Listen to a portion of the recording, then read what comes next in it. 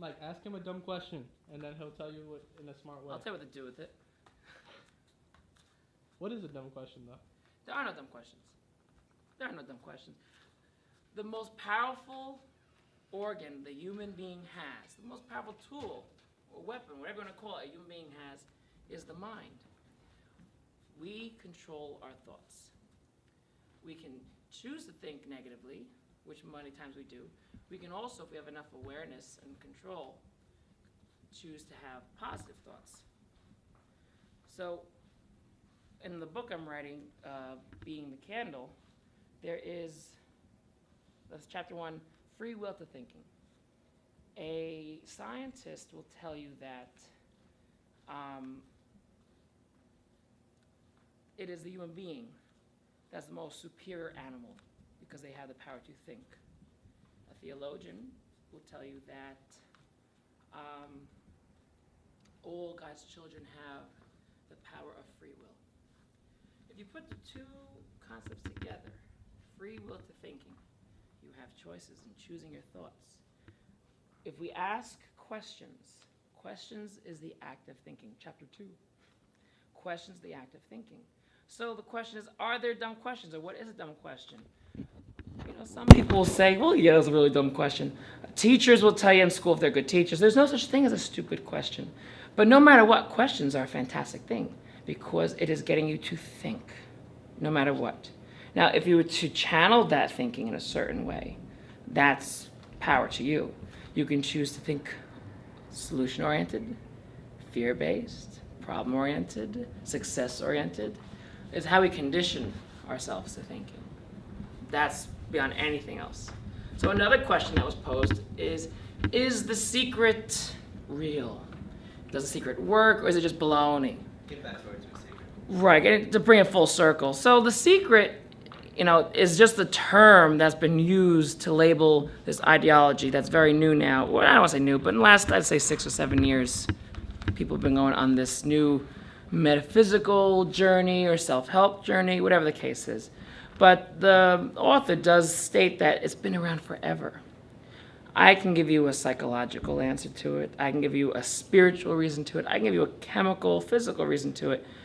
No matter what, I cover all bases when explaining it. But the secret is the law of attraction. Just like there are natural laws of the universe, like gravity. If I were to take your shoe and let go of it, it will fall. That's a law. It's going to happen. The law of attraction is a law, a natural law that has to deal with thought. That you can't do anything in your life without thought entering into it. Like attracts like. What you think about, you bring about. And it's been around. If you read the 1930 book, Think and Grow Rich by Napoleon Hill, all the concepts and principles are the same as the 2006 version of The Secret. If you go even farther back with Wallace Wattles and Charles Hannell in their books, the ideologies are all the same. The principles, it is a psychology. There is an energy to it, and everything is energy. Everything's energy, or the word I like to use is chi, where I come from. That's right up my alley. So if you ask yourself the question, because questions generate thoughts and thoughts are energy, if I ask my mind, why am I so stupid? I'm going to get an answer. But if I ask, why am I so smart? I'm still going to get an answer. So my question would be, which is the better question to ask? Hopefully you'll say, why am I so smart? But you can choose that, and there's no right or wrong. If you choose to say, why am I so stupid? Go for it. Understand you're going to get an answer no matter what. The universe provides the answers we look for. People question why they always get what they don't want. And my radio wasn't working. I said, why is it not working? Why is this not working? My focus is on it not working. If I said, how can I fix this? The focus is shifting to fixing. I find the answer. If a kid runs and you say, don't run, they go, ah, and they run more. But if I challenge you to say, walk, they start walking. We should be more like kids. We have to focus on the positive, not the negative. The kids don't hear don't, no, and they do whatever they hear. The last thing they hear, run, don't run, okay, yeah. Don't jump, okay, yay. They say, stand still. You'd be surprised what they actually do. Will you walk? They start walking, slowing down. It's amazing. Try it. I challenge you to try that. I've done it. I thought, nah, it don't really work. Once I've done, like, oh, wow, look at that. You're right. You know, it's the same idea of, you know, I need this, I need that, I need this. And when you keep saying, I need, you're always in a state of needing. You put yourself in a state of needing, not having. This doesn't happen now. The power of now, this very moment. Now, granted, I ain't perfect. I'm far from perfect. I have these same problems like anyone else in the world. I know all the material, I know the lessons, but we are all beacons of light for one another. So we have to shine that light with each other and remind each other. Not like, oh, but you said this. I did. Sometimes we have to give that friendly reminder, think about what you just said. Oh, I should really, okay, let's change it. Cancel. And, okay, now that I have everything I need. I have all the resources, whatever it is. And we remind each other. And that's what builds good humanity, good community, through an ideological standpoint, on a social standpoint. And it's all in positive realm of things. So that's where the law of attraction does work. There's two movies. I love movies. And certain movies will have just pieces that mean so much more to certain people than others. So two movies that I'm going to bring to make this point that people understand is, one, a clip from the movie The Iron Lady with Meryl Streep, who's my favorite actress, by the way. Trivia. And there's a point where she goes to the doctor as Margaret Thatcher. And the doctor says, oh, Margaret, how are you feeling? She goes, feelings. Everyone's so worried about how they feel. I feel uncomfortable. I feel this. I feel tired. She says, thoughts and ideas. That interests me. Ask me what I'm thinking. So the doctor says, all right, Margaret, what are you thinking? And she says, and this states everything in the law of attraction, even on a psychological point. I think our thoughts become our words become our actions become our habits, and our habits become our character, and our character becomes our destiny. We become our thoughts. So if you're asking what I'm thinking, I think I am fine. And the doctor's like, okay, Margaret, but that states everything perfectly. That's why positive affirmations or positive statements in the present tense are so important. If you keep saying things, oh, you're thinking, okay, I am this, I am, the most powerful 2 words in the English dictionary, I am, whatever after it. People say, I'm so sick and tired, and they're always sick and tired. I'm so exhausted. I do it, we all do this, but if we can just be a little more aware, have people remind us, or remind ourselves, that's real power, that we do that, we change our language. I am positive and happy all the time. I am at ease. I am calm. I am quick thinking. I always have solutions. And what happens, those words become our actions. We start actually doing it. And then we do it without thinking, which is a habit. And then it becomes who we are, which is our character, our values. And so on a metaphysical standpoint, it is our destiny. That's who we become. And that's how you can condition that. There's a lot of tools like hypnosis and self-esteem work that can actually condition that as well. And it's really awesome stuff. My second movie is Patch Adams.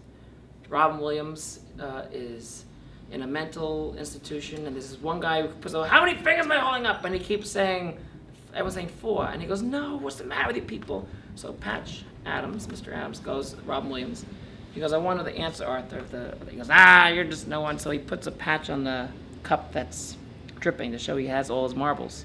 That's how he got his name, Patch Adams. So he takes his fingers and he goes, look at the fingers. How many? He goes, Arthur's 4 fingers. No, look beyond the fingers. He goes, you're focusing on the problem. Never focus on the problem. Focus on the solution. And he looks past, and if you look past the 4 fingers, you see double. And then Patch goes, 8. He goes, yes, 8's a good number. He goes, see, you focus on the solution. Never focus on the problem. And that's what we do. It's a different level of focus.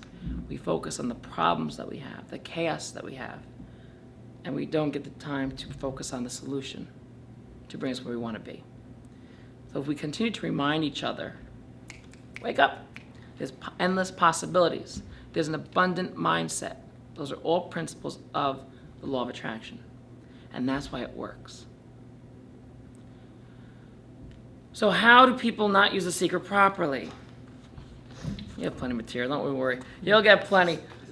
You'll get plenty. Absolutely. This is the philosophical part. So how do people not use the law of attraction properly? In the terms that Rhonda Byrne uses in The Secret, she says, ask, believe, receive. My interpretation of ask is to be very clear about what it is that you want in your life. Some people aren't clear. Some people do not have the clarity of what they want. They're very vague. You know, specifics are very important. Even in martial art training, when we're doing forms, it's that quarter of an inch. That's the detail, the wrist being proper, all those things. Where's the prep coming from? How is this work? What part of the arm are you using? What part of the leg you're using? You know, you're doing all these things, and what is it that you're doing? All those things. Detail's important with your mind also, with your dreams and your goals. Oh, I want to make $1 million one day. No, you don't have to worry about how, but what specifically will get you that? What is it? I want to be an author. Oh, some more detail. What are you going to write about? What's the story? Where's it coming from? What do you want to achieve with that? I want people to read it all over the world, and I want people to know these characters, and I want to have a Pulitzer Prize one day. I don't want to change the world. I want people to change their thinking, and there'll be no racism in the world, because that's what the book... I just gave a whole bunch of detail on the top of my head of something pretend. And imagination is important. We're taught when we're kids, or as we grow up as adults, not to play anymore. We have to always make time to play. You know, I learned that from Ellen DeGeneres. She's a great example of always playing and having fun, but it puts us in a better, joyful state. So we're not clear about what we want. That's important. Now, some people who've read The Secret and done law of attraction studying and things like that, they get that part. They are very clear and the detail specific. Fewer people get to the second part, which is believing. That's really believing, like having that faith that they have it or it will happen. And that's a part that some people forget. But a lot of people do get to that point where they have that unwavering faith, like this is it. I got it, I have it, this is great, wonderful. That faith. Remember, faith, F-A-I-T-H, feeling as if there's hope.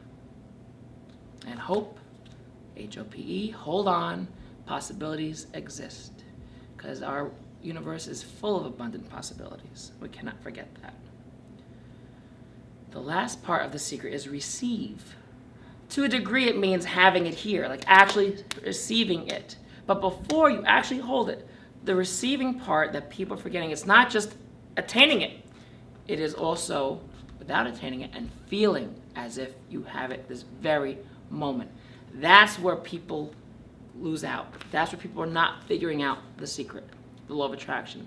They see it clearly, they do all the right work, they believe in it happening, but not feeling it. And there's a chemical base behind that too, spiritually, quantum physics, etc. I can go 100 ways with this, but it actually feeling like it's here this very moment, even if it's not, is what draws it in. Psychological point, energetic point, spiritual point, you name it. And that answers that question.